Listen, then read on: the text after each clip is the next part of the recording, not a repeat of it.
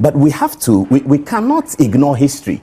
We have to make obeisance to history. The history is that from 1960 up to the time Nkrumah was overthrown in 1966, he was a despot. He was not good for Ghana. He was terrible for Ghana.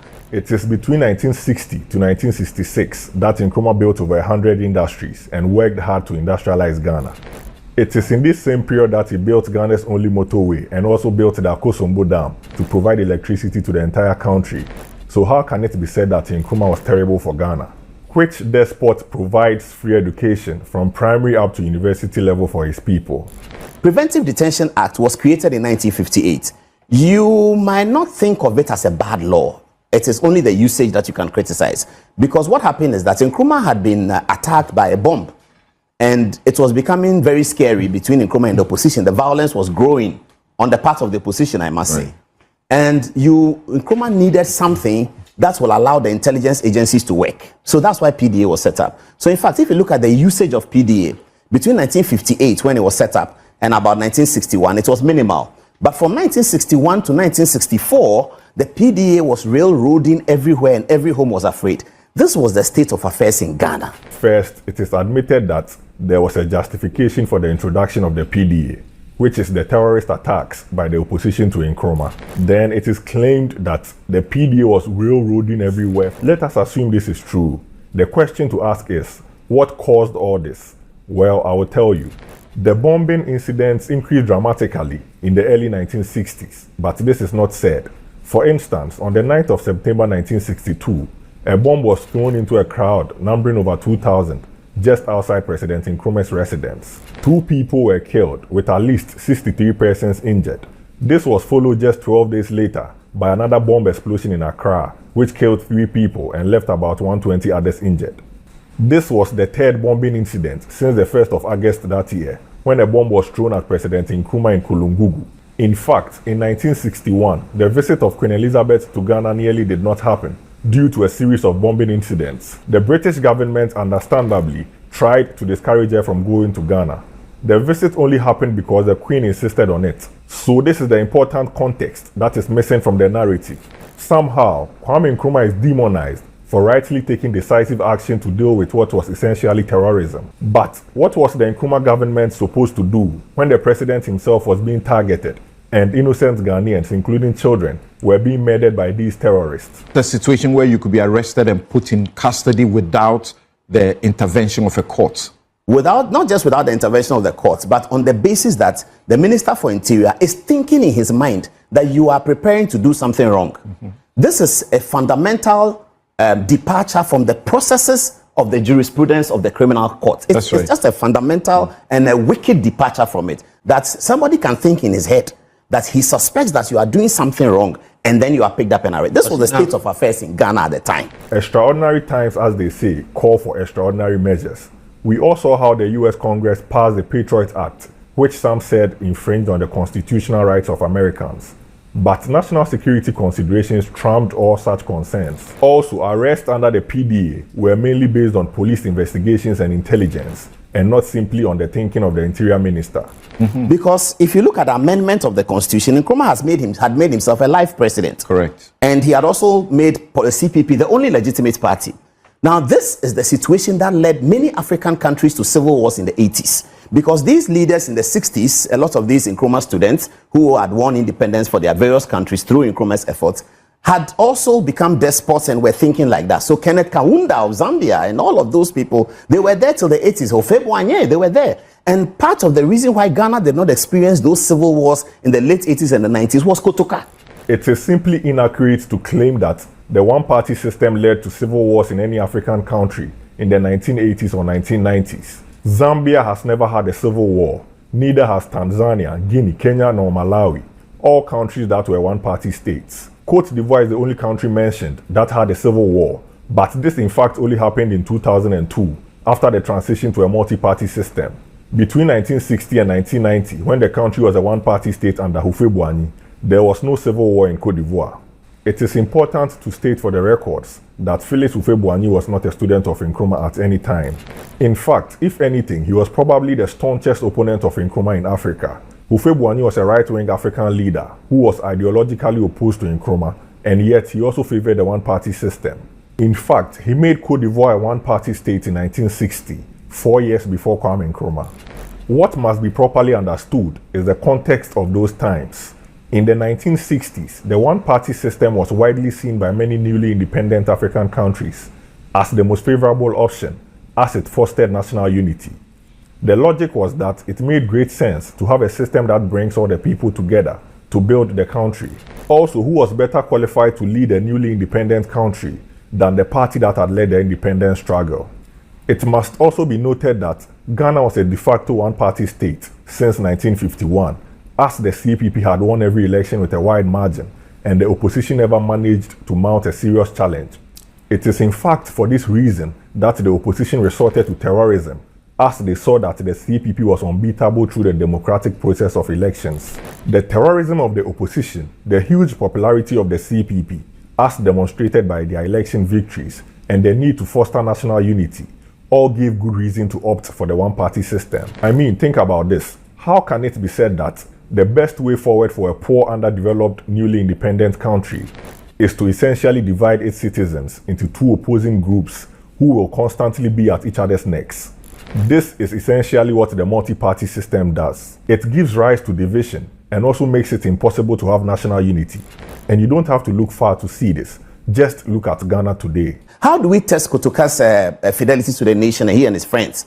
So they decided to do a coup. They took Nkrumah out, and they began to rearrange Ghana on the path of another constitutional democracy. How can this be said when the CPP and all pro-Nkrumah groups and individuals were banned from contesting in the 1969 elections? I'm sure that if you take Nkrumah's brain at 1954, he will support the coup. If in 1954 Nkrumah will support the 1966 coup. On what basis is this claim being made when Kwame Nkrumah never opposed the one-party system or supported the murder of innocent people as happened during the 1966 coup? Now, this is the state of affairs, and Kotoka was the rescuer. So we grow up later on and see coups, and we say he's also another coup maker. No, but he was a rescuer. What exactly did he rescue Ghanaians from? From industrialization and self-reliance, or from free education and free textbooks?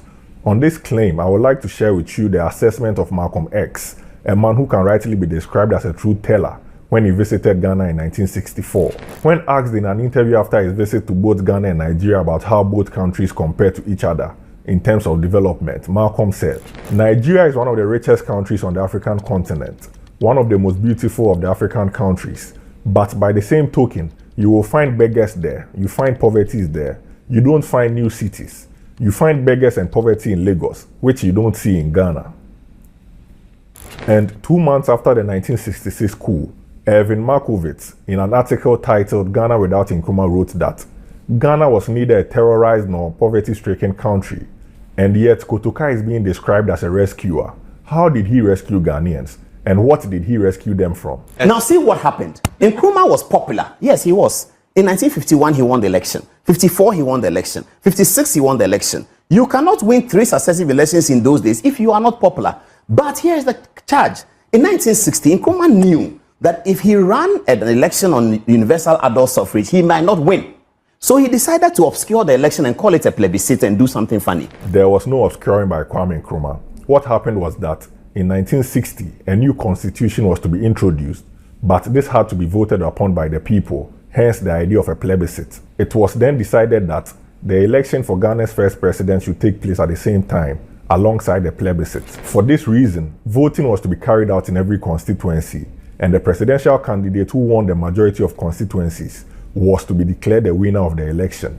At the end of the election, Kwame Nkrumah had won in all but 2 constituencies, with 89.07%. J.B. Dankwa, the opponent of Nkrumah in this election, only won in 2 constituencies and had 10.93%. On the matter of elections being held on different days, it must be noted that 1960 wasn't the first time this happened. In fact, this was a practice in the previous elections before 1957.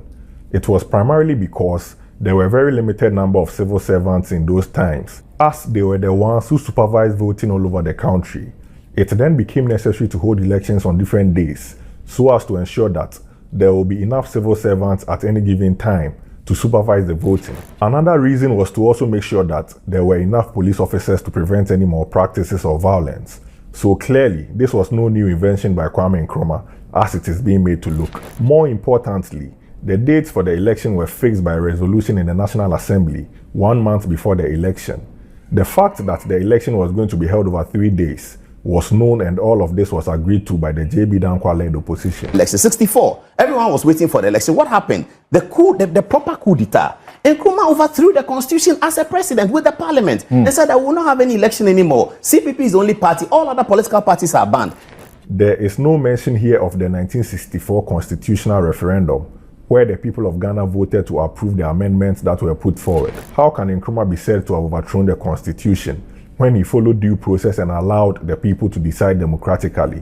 A parliament that was elected in 1956 and no election of the parliament until 1966 when the coup came. 10 years of MPs in the house, no election. This is the state of affairs in Ghana. Before the 1960 presidential election, the government decided that if the results of the election showed that there will be little change in the balance of parties in the assembly, then they will take it as a mandate to extend the life of the existing parliament.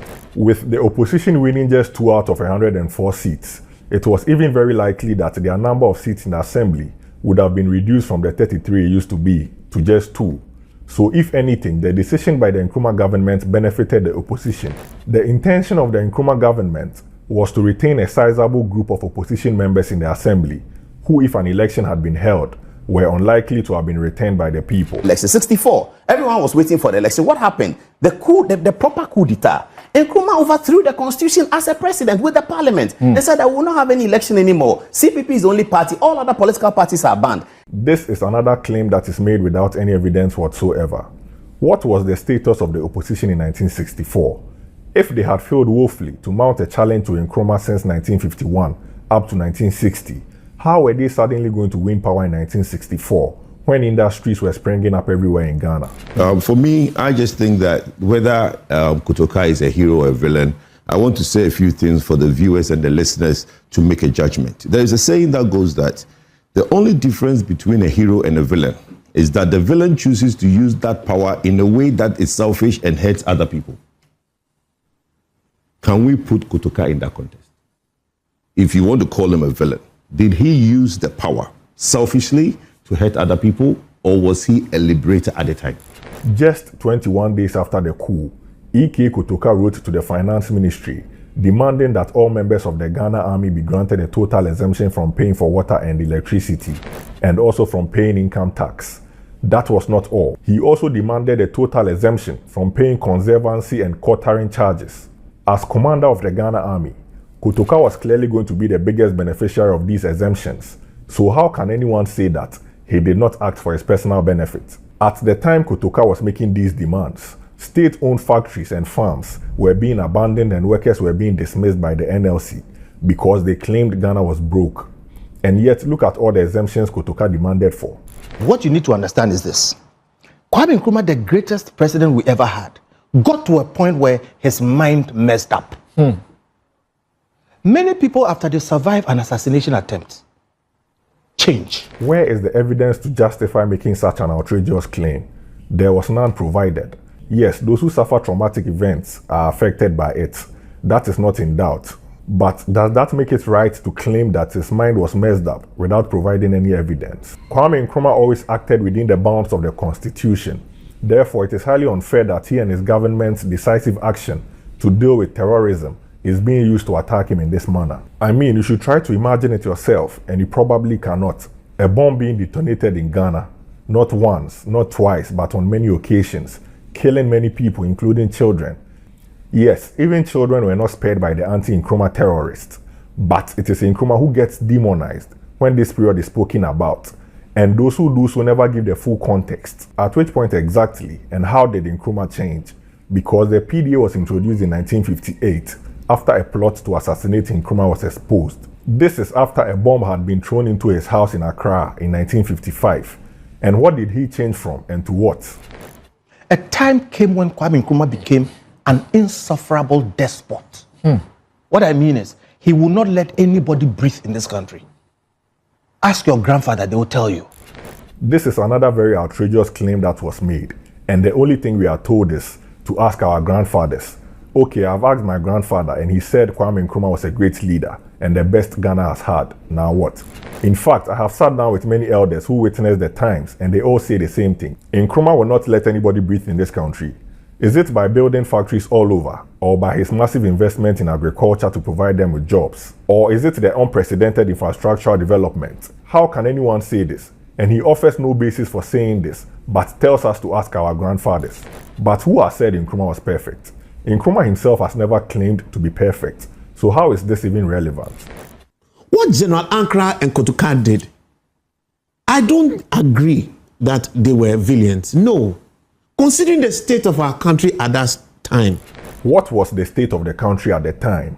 Nobody denies that there were economic problems 1 or 2 years before the coup. In fact, Nkrumah himself talks about this at length in his book, Dark Days in Ghana. But what is also undeniable is the fact that much of the economic problems were orchestrated by external forces in a bid to turn Ghanaians against Kwame Nkrumah and to create the grounds for the coup. The state of the trajectory of our politics, it's not reflective of the dynamism, the plurality of our culture, where everybody in a multi-tribal, multicultural environment should also find its place and space. Nkrumah closed that door for whatever reasons. How exactly did Kwame Nkrumah close this door? I am honestly confused. How does a one-party system prevent anyone from expressing their culture in any way? Is it then to say that political parties are vehicles for promoting tribal interests? Do we not attack politicians today when they make tribalistic comments?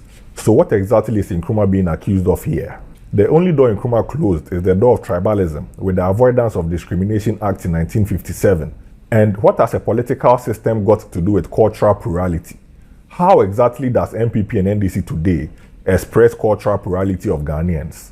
Someone needs to help me understand how this is something to hold against Nkrumah. So Kotoka was not a villain.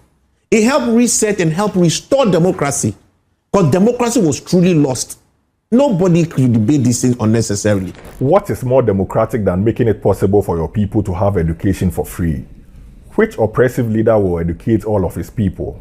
What is more democratic than industrialization to transform Ghana and uplift the living standards of Ghanaians? Kwame Nkrumah built estates all over Ghana to provide housing for ordinary Ghanaians, built the Akosombo Dam to electrify the entire country. This was democracy in action. There is nothing more democratic than providing the basic needs of the people. This attempt to make everything about elections as if without it, there can be no progress or democracy is a fallacy. And no need to look far to see this. Ghanaians have been queuing every 4 years for 33 years now. What do they have to show for it?